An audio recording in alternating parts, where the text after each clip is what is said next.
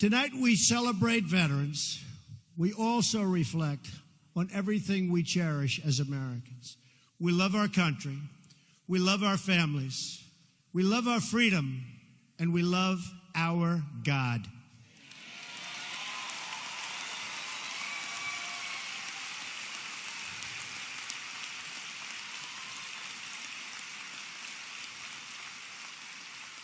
Since the signing of the Declaration of Independence 241 years ago, America always affirmed that liberty comes from our Creator. Our rights are given to us by God, and no earthly force can ever take those rights away.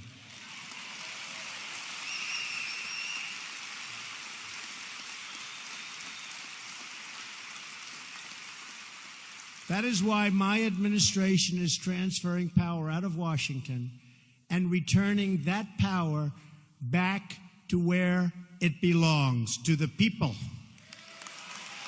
To the people.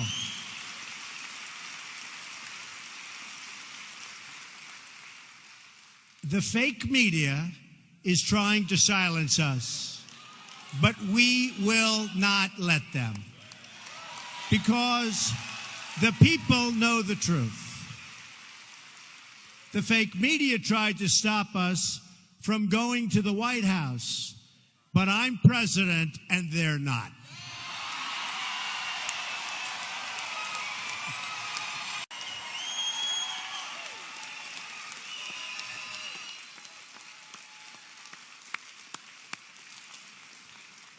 We won and they lost. The fact is, the press has destroyed themselves because they went too far. Instead of being subtle and smart, they used the hatchet. And the people saw it right from the beginning. The dishonest media will never keep us from accomplishing our objectives on behalf of our great American people. Will never happen. Their agenda is not your agenda. You've been saying it. I will never stop fighting for you.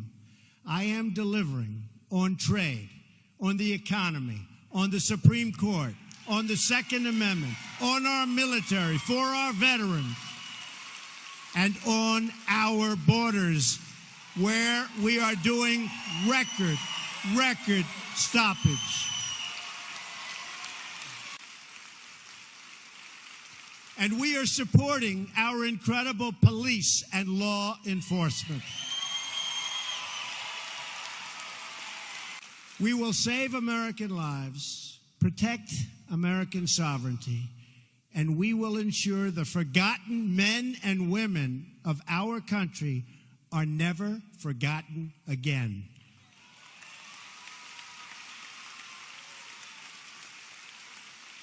For too long, politicians have tried, oh, have they tried, to centralize authority among the hands of a small few in our nation's capital. I see them all the time. Bureaucrats think they can run over your lives, overrule your values, meddle in your faith, and tell you how to live, what to say, and where to pray.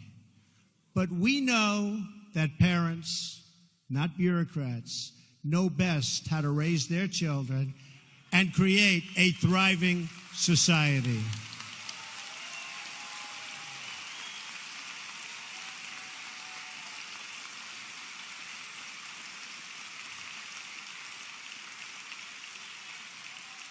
And we know that families and churches, not government officials, know best how to create a strong and loving community.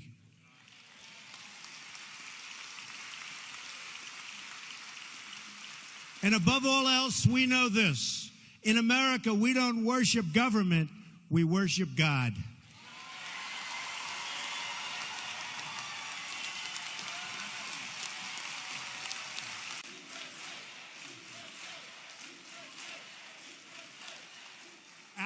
religious liberty is enshrined in the very First Amendment in the Bill of Rights. The American founders invoked our Creator 4 times in the Declaration of Independence.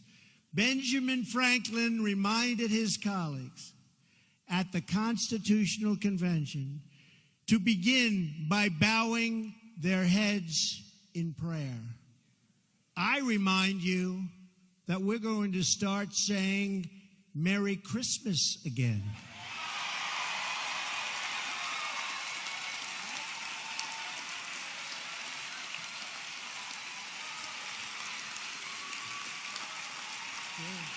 True.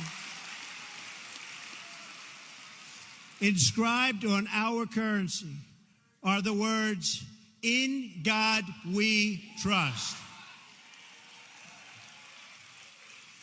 But not only has God bestowed on us the gift of freedom, He's also given us the gift of heroes willing to give their lives to defend that freedom you just stood. My administration will always support and defend your religious liberty.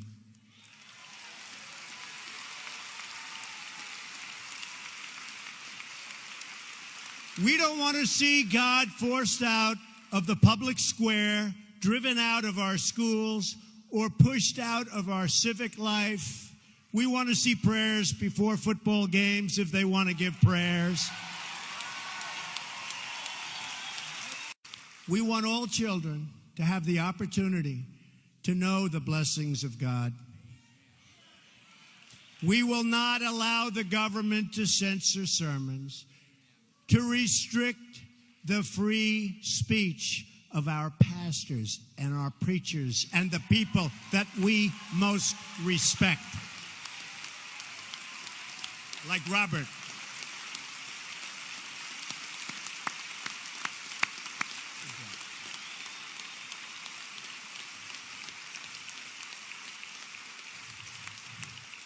That is why, just as I promised Pastor Jeffress and other faith leaders, I just signed an executive order following to stop the Johnson Amendment from interfering with your First Amendment rights.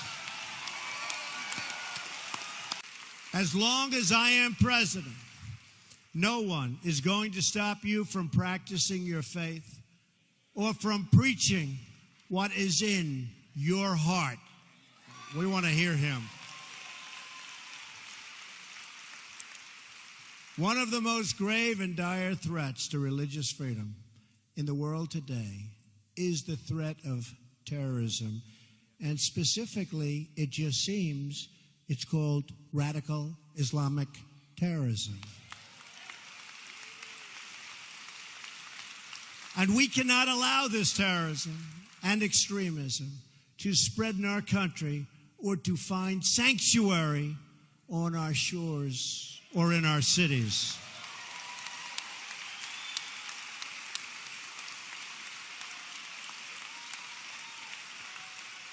We want to make sure that anyone who seeks to join our country shares our values and has the capacity to love our people.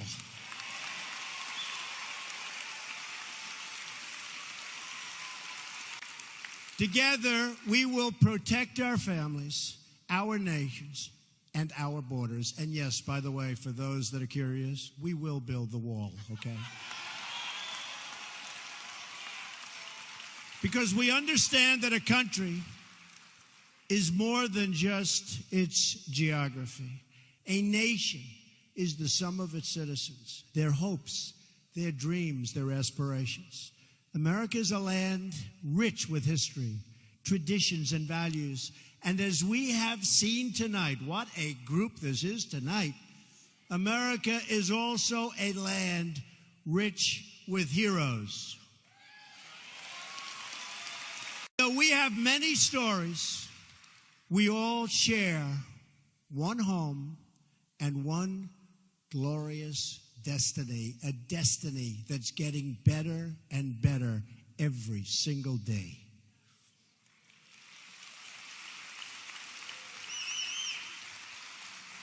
And whether we are black or brown or white, and you've heard me say this before, we all bleed the same red blood.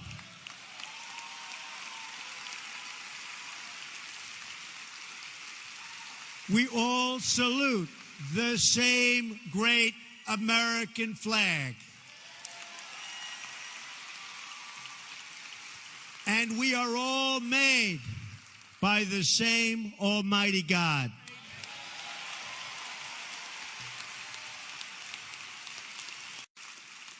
We face many challenges. There are many hills and mountains to climb.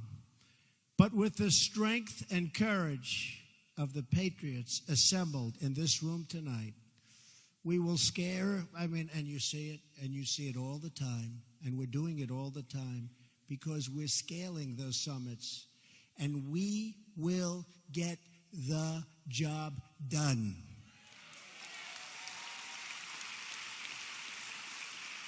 We will all prove worthy of this very important moment in history, and we will prove worthy of the sacrifice that our brave veterans have made. As long as we have pride in our beliefs, courage in our convictions, and faith in our God, we will not fail.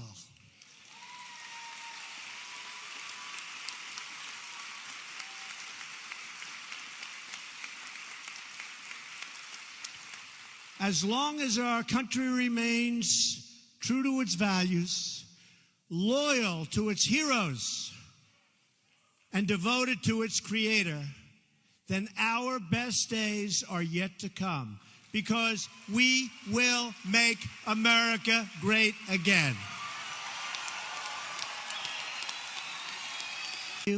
Have a wonderful Independence Day. God bless you. God bless our nation's veterans. God bless the United States of America. Thank you very much. Thank you. Thank you.